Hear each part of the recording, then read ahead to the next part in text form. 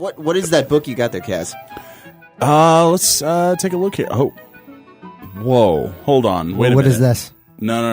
I'm putting it back. No. I can't. We're not dealing What with is this that? right now. We're not dealing with this right now. Man, you read fast. It's just the cover. But Oh, like the author's notes on the inside of God, the if jacket? there was only a proverb about not judging books about their cover. I can't think of this one. I Right know. the cover of this one is actually pretty well known. I think this is an actual Voynich manuscript. Copy of the Voynich manuscript. What is that? The Voynich manuscript is a large, old book made of vellum.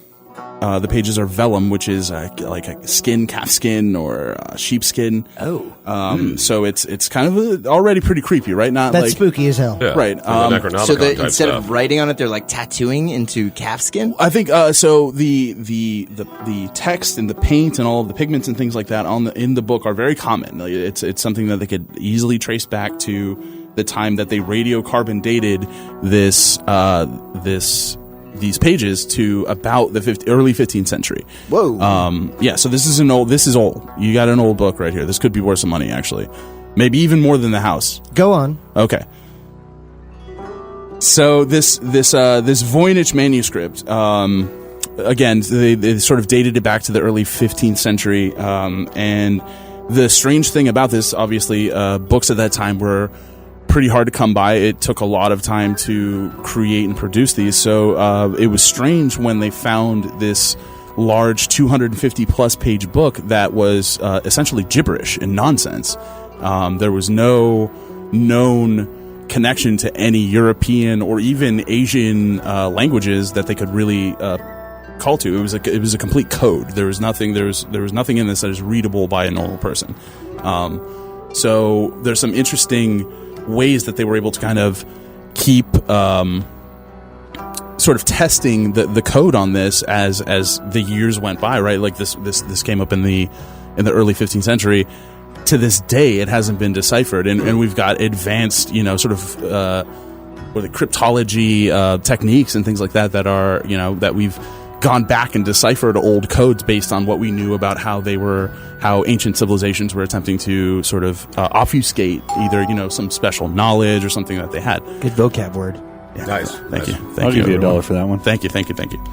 The interesting thing is, again, with sort of modern cryptology techniques, they've found that things that weren't previously known about this text are actually coming to light now. Things like the person who wrote it, apparently it was a very sort of free and what would you call that? Sort of loose hand. They weren't Freeform? Right. They weren't physically like making very painstaking sort of like connections between their cryptology table and their actual manuscript. This was somebody writing in this weird language that they were able to just quickly sort of, they called it the ductus, which was their ability to see how much pressure was being put on sort of like the ends of certain characters. And other things, like they're finding characters, there's only about, in a manuscript of about 1,700 characters, there are only 20 to 22 unique characters.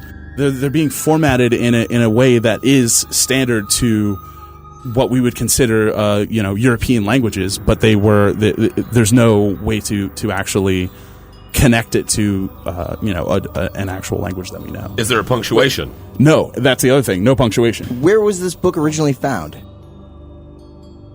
Way to bust the groove, Nick. Wikipedia. Wikipedia.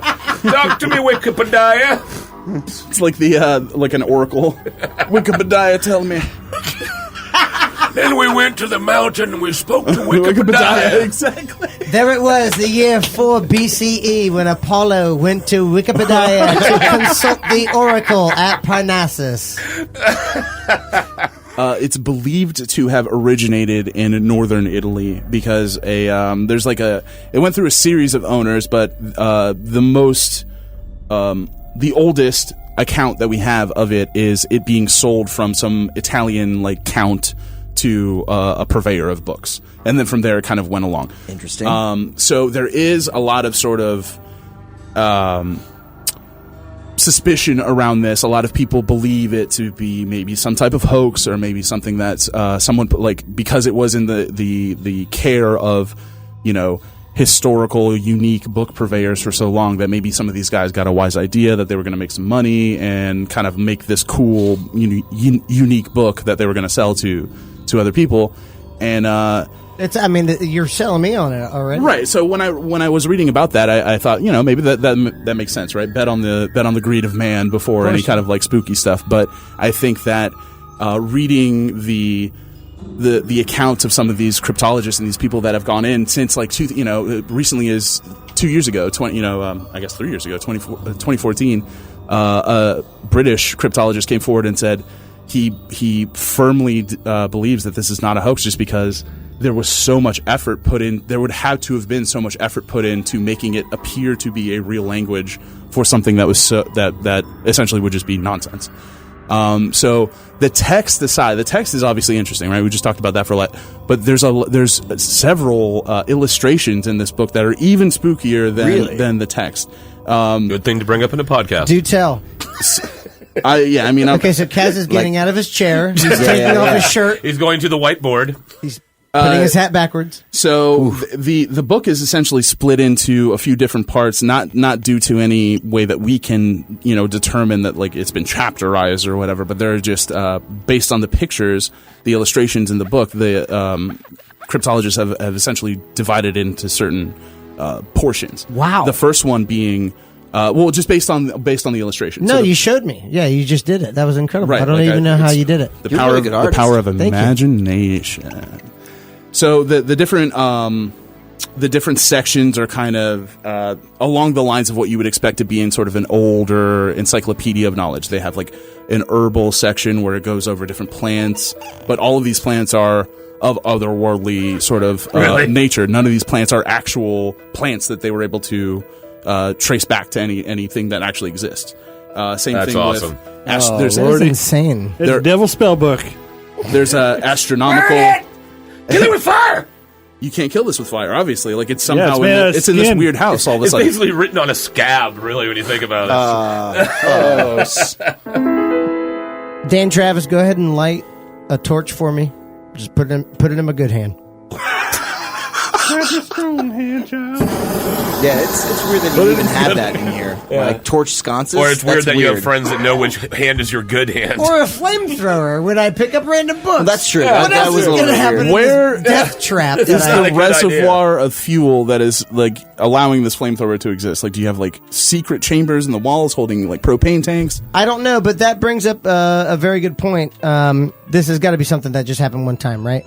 Like nothing else happened with like encrypted technology or anything. There's a sort of, I would call it maybe a modern Voynich Manuscript out there. It's called Cicada, and I never know if I'm saying that word correctly. Is it Cicada? Cicada. That So- boat only comes Cicada. around every like 30 years or something. It goes. You can search this online, and I believe also they have a Twitter, which makes it a little less spooky, but like it's still the You automatically get 50% less spooky when you have a Twitter handle. So it's Cicada 3301, Okay, this I have heard about that. and it's essentially a public puzzle that this mysterious shadowy organization has released to the public, and it's been, I think this will be like the 5th iteration this year, but it's an incredibly complex puzzle that they put forward, and they're asking the public to solve.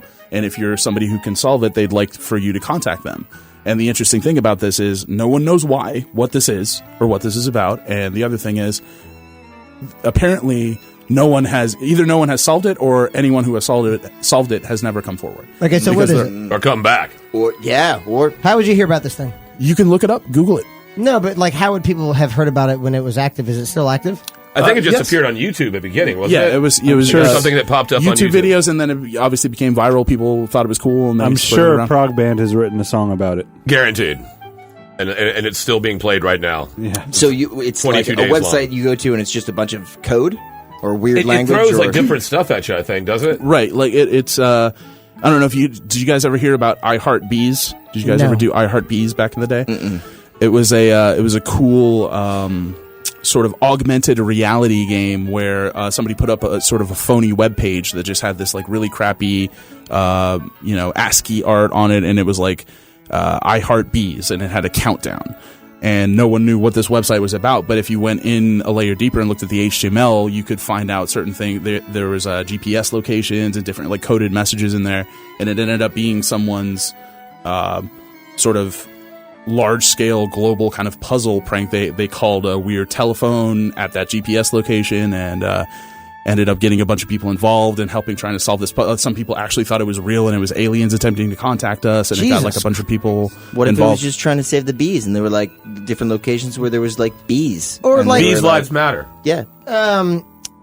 They might be giants had a phone system where you could call like a 1-800 number. It would Dial-a-song. go, Yep. yeah, Still exists. dial-a-song. Still yeah. exists. Still exists. So it could have been just something harmless. I Heart Bees, I think, was just a fun thing, but I think this Cicada 3301 is possibly something. I don't want to say. I don't think nefarious, but I think maybe it's There's you another know good word. There's. Thank you. He's filled I with love them. the word nefarious. That's $2 from you, Dan Travis. Hey, I didn't say I'd give you another $1. Okay, I so said just it was one a good word. So it's like the opposite of a $1 and some swear jar. accolades. This guy with all the words over here. You Yeah, know. he's like a smarty pants. I know, man. Mr. Just like to Encyclopedia read. Brown. It's like he's got all the answers. Yeah. It's like I read books.